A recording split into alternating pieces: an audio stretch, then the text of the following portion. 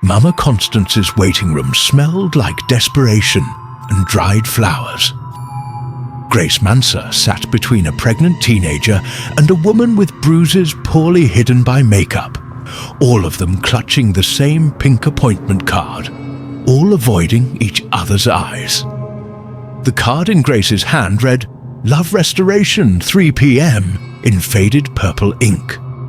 She'd found it in her mother's old address book, stuck between pages of failed matchmaker contacts. At 35, with 3 broken engagements behind her, Grace had run out of options. Her mother's cancer wasn't waiting for her to find the right man anymore. "I just want to see you happy before I go," her mother had whispered last week, between morphine doses. The wooden door creaked open. A woman stumbled out, mascara streaking her cheeks, mumbling, thank you," over and over. The bruised woman went in next. Grace studied the yellowed photographs covering the walls. They showed brides through the decades, all wearing the same eerily peaceful smile. Their eyes seemed to follow her, hungry and hollow. "Miss Manser." The voice came from the doorway. Mama Constance looked nothing like a fortune teller or spiritual healer. She wore a crisp business suit, her grey hair in a tight bun. Only her eyes seemed wrong, too dark, too deep, like wells without bottom. "Come in, child. Your love problems end today." The office beyond was smaller than Grace expected, crowded with filing cabinets and smelling of incense that made her head swim. Mama Constance didn't sit behind her desk, but stood uncomfortably close, studying Grace's face. 3 broken engagements, the old woman said. Each man found dead in their sleep the night before the wedding. How strange. Grace's heart stopped. She'd never told anyone about finding David, cold in his bed, or Mark's accident, or John's heart attack. "I don't know what you..." "Shh." Mama Constance pressed a finger to Grace's lips. Her touch burned cold. "You carry old love with you. Very old. It doesn't like to share." The room's shadows lengthened despite the afternoon sun. In them, Grace saw movement, a tall figure, familiar in a way that made her stomach clench. "Your grandmother made a promise in 1943, Mama Constance whispered. "A soldier, going to war. She swore to wait. He swore to return. But she married another man, your grandfather. Some promises don't die with the flesh." The shadow moved closer. Grace smelled army wool and cigarettes, her grandmother's favorite brand. "He's been following the women in your family since then, waiting, loving, killing anyone who tries to take what's his." Mama Constance smiled, showing too many teeth. "Would you like me to send him away?" Grace thought of her mother in the hospital, of all the men who'd left her too, of a childhood filled with cold spots and whispered lullabies from empty rooms. "What's the price?" she asked. "Everything has a price, child. But first, tell me, why do you think you came here today? Did you choose this, or did he lead you here?" Mama Constance's eyes gleamed. "After all, I've been waiting for you since 1943 too. He's not the only one who made a promise that day." The shadow touched Grace's shoulder with fingers of ice. In the wall photos, all the brides turned their heads to watch. Some prayers are answered too well.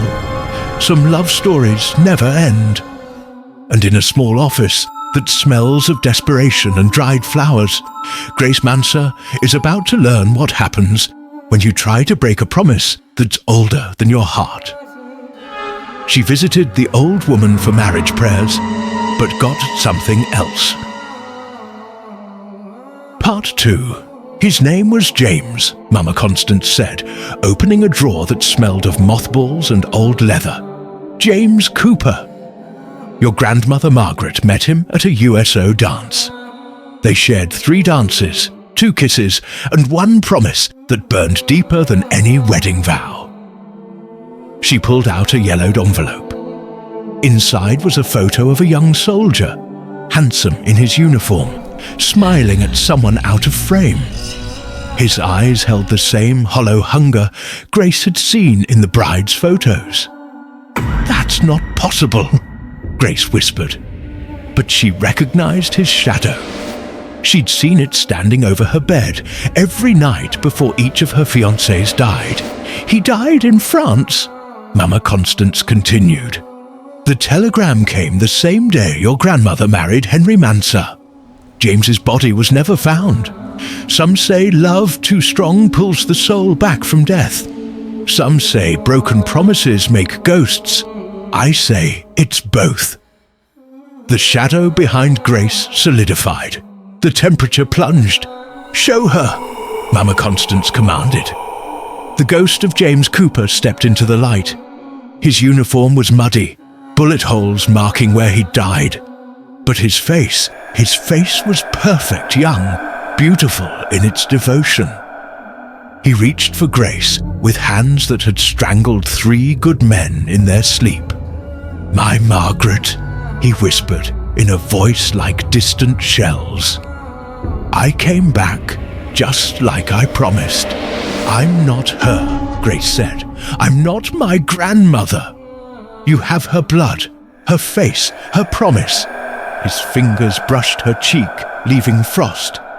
"I've watched over you since you were born. Protected you, loved you. You killed them." Grace's voice shook. "David, Mark, John. They didn't deserve. They tried to take what's mine." His smile was terrible in its tenderness. "Just like Henry took Margaret. But I fixed that too." Grace's heart stopped. "Grandpa Henry's heart attack. That was you. And your father's car accident," James said softly. "And every man who ever looked at your mother too long. Love is patient. Love is kind. Love protects what belongs to it." Mama Constance laughed, the sound like breaking glass. "Tell her the best part, James. Tell her what happens when her mother dies." The ghost's eyes blazed with ethereal joy. "No more distractions, no more rivals, just us, forever, the way it should have been." Grace backed away, but the filing cabinets blocked her escape. Inside them, she heard paper rustling. Thousands of love letters, decades of promises, all trying to claw their way out. "You see," Mama Constance said, "I was there that night in 1943. I saw them make their promise. Such pure love, such perfect devotion. It was wasted on your grandmother. She was too weak to appreciate it. But you, Grace..." Her smile widened impossibly. "You're strong enough to love him back. That's why he chose you." "I don't want this," Grace whispered. "Of course you do. Why else would you come here? Deep down, you've always known he was waiting. Every cold night, every lonely moment, every failed relationship. It was all leading you home to him." Mama Constance pulled out another envelope. "And look, he even brought you a ring." The diamond was black as midnight, and the band was rusted with old blood. James held it out, his uniform now crisp and clean, his face glowing with 70 years of faithful love. "Make it right, Margaret. Keep your promise." Behind him, the brides in the photographs smiled their hollow smiles. They'd all said yes. They'd all worn his ring. They'd all learned that some promises don't end with death, and some love stories are really ghost stories in disguise. She visited the old woman for marriage prayers, but got something else.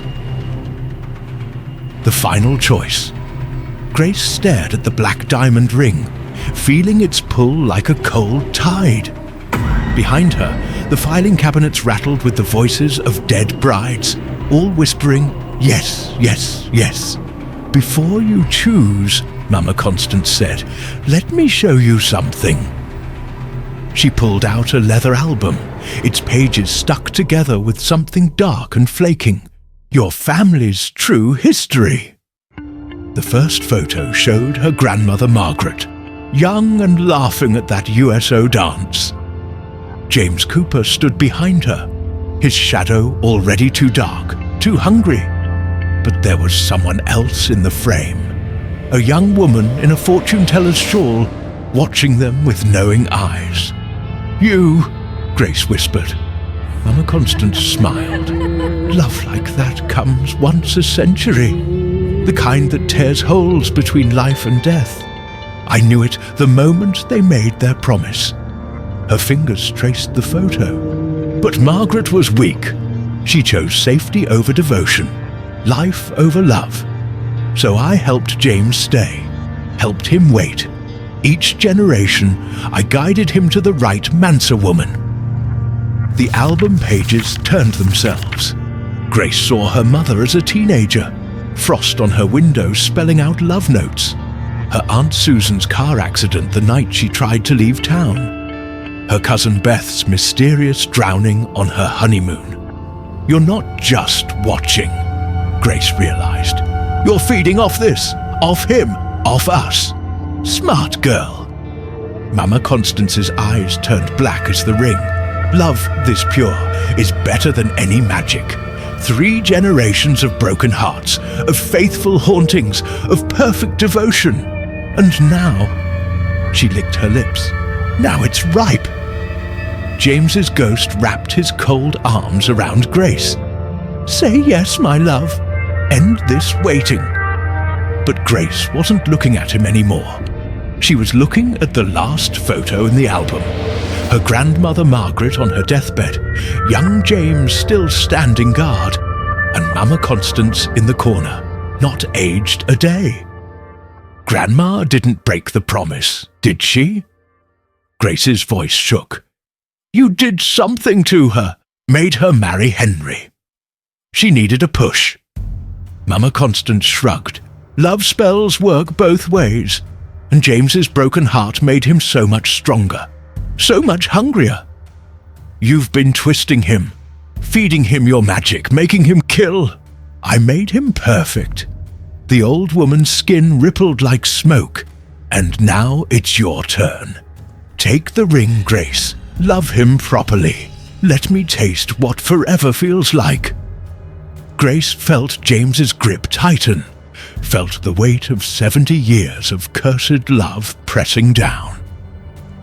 The ring hovered before her, black diamond drinking the light, but in her pocket, her fingers closed around her mother's hospital bracelet, the one she'd taken after the last morphine dose, after her mother's final breath, after James had finally let her go. "No," Grace said. The temperature dropped. James's touch burned with Arctic cold. "Margaret, please, my name is Grace." She pulled out the hospital bracelet. "And my mother taught me something before she died, about breaking curses." Mama Constance's smile faltered. "Don't," she said, "sometimes love means letting go." Grace grabbed the ring with her other hand. "And grief is stronger than ghosts." She snapped the bracelet, releasing 70 years of tears, of loss, of real human love. The kind that ends, the kind that heals. James screamed, his form dissolving like smoke in rain. The filing cabinets burst open, releasing decades of trapped souls. And Mama Constance, ancient, hungry Mama Constance, began to crack like old paper, her power built on twisted love, flowing away with the ghost she'd created. "You could have had forever," she hissed, skin flaking away. "Forever isn't love," Grace said. "It's just hunger, wearing love's face." The black diamond shattered. The bride's photos crumbled to ash. And in the sudden quiet of a small office that no longer smelled of anything at all, Grace Mansa stood alone with her family's broken curse. Some promises are made to be broken. Some loves have to end to be real. And sometimes the greatest magic isn't in the spells we cast, but in the chains we choose to break.